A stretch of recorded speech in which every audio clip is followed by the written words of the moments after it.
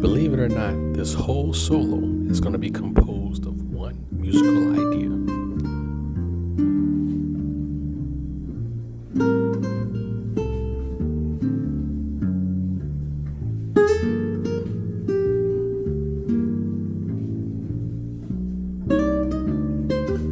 If you ever wonder how great improvisers sound so connected, this is one of their biggest secrets.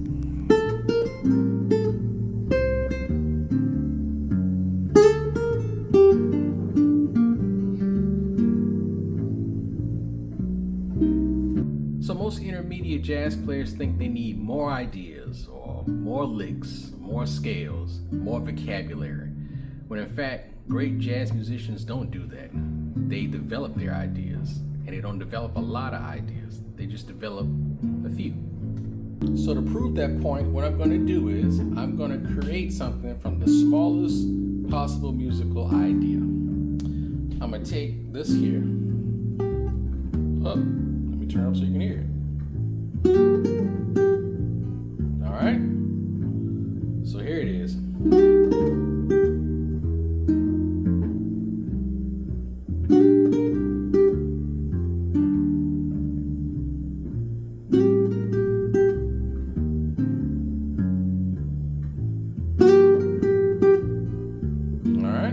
So what I'm going to do with that is I'm going to develop that idea. So what I'm starting off with is a G to B flat. All right. So the first thing is I'm just going to state the motive. All right. So here we go. Do it again for you. I'm going to play it again. Now the audience recognizes it, and it kind of puts it in their head. And now I'm going to change the rhythm.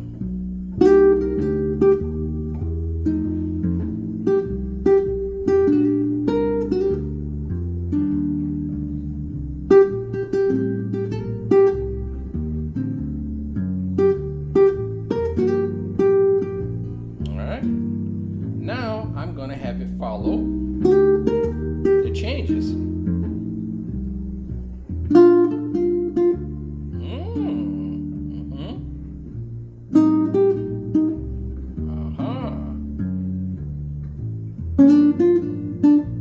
All right, let's hear that again. We got a little bit of rhythm and sequence again.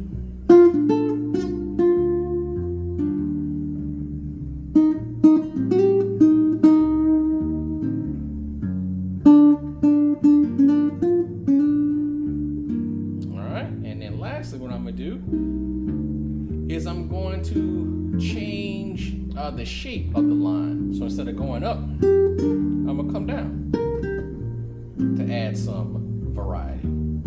All right? So let's get ready. 2, 1, 2. Sequence it. Now watch this.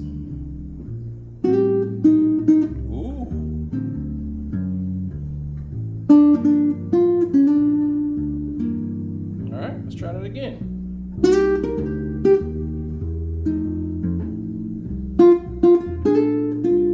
Okay.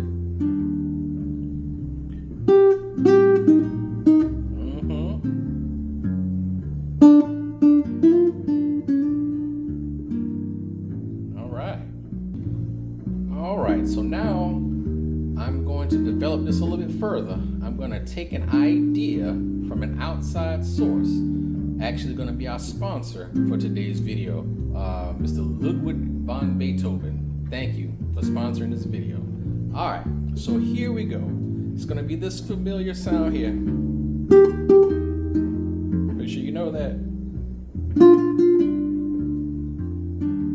Okay.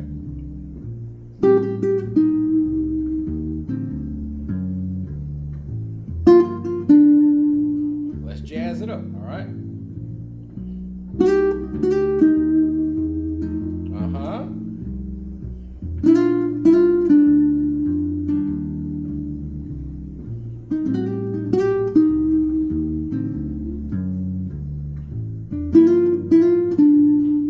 Alright, now I'm gonna mess with the rhythm and sequencing.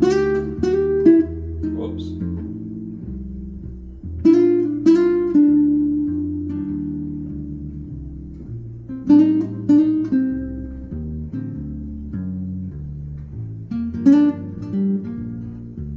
Let's do that one again.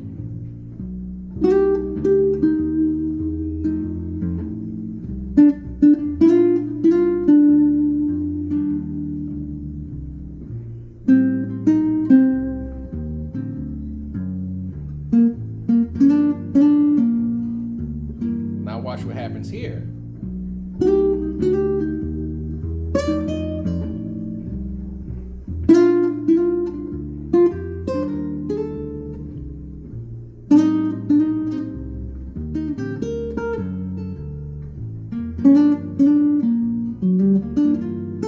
What's that? Call. Response.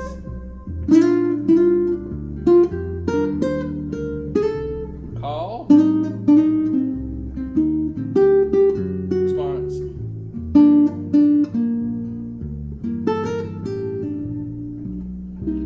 So you see how we took that idea, one that wasn't even in jazz, because you might hear a melody or hear something somewhere else, and we took it.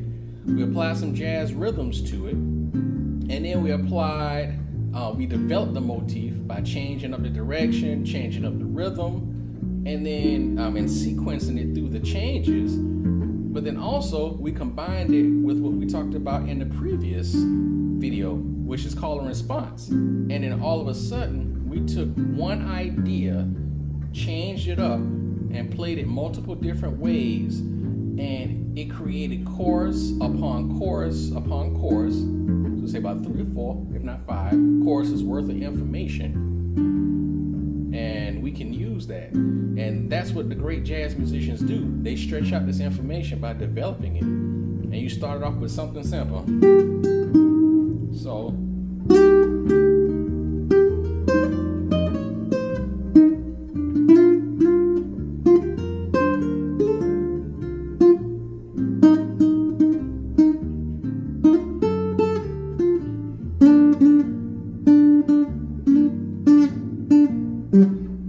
and then there you go. There was another chorus that we created off of just, and then adding a call and response to that. All right, so check that out. Here's why it works. Listeners love familiarity, okay? I know you want to make and come up with different ideas every single chorus or even every single measure, and just stretch out and just show off all your creativity. But it is creative to just take one idea and see how many different ways you can use it, because it'll end up stretching your material exponentially. So when you give the ear something that they can latch onto and they can remember and they can hum, they can take that with them, and then it makes that solo for them more memorable. One of my favorite albums is Kinda Blue, and the solos that I remember the most are Miles's solos. They're very musical. So like just thinking about hearing So What and hearing those like the opening tune and hearing Miles' solo over that, I can sing those solos. Now of course I sing them badly because I'm not a singer, but they're in my ear and I remember those. Now, am I impressed with Train and Shredding? Yes, I am. Am I also impressed with Cannonball's, just his rhythmic swing that he has? Yes, and there's nothing wrong with that. But if you take some from Coltrane, because there is some time to shred, there's time that you want to add some dissonance, some tension, some release, and then you always want to have that swing, that bop feel like Cannonball has. But then pair that up with Miles's musicality and his great sense of melody, and I mean you have an unbeatable combination. But if you can only have one, make sure you have melody.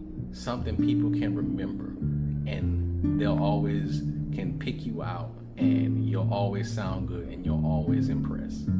All right? So here's what I want you to do. For this next week, I want you to take one motive, all right, and just develop that. All right, change up the rhythm, change up, if it goes up, make it go down, sequence it, do whatever you have to do, but only use that one motive and develop it. No new lines, no new licks, and see how many different ways you can use that. And just use it as a launch pad, like I showed you, where you start off with that particular motive, and it might be 2-3 notes, and then do call and response and add a little bit, but then come back to that motive, state it again, and then play it a different way and do call and response that way. All right, you got it.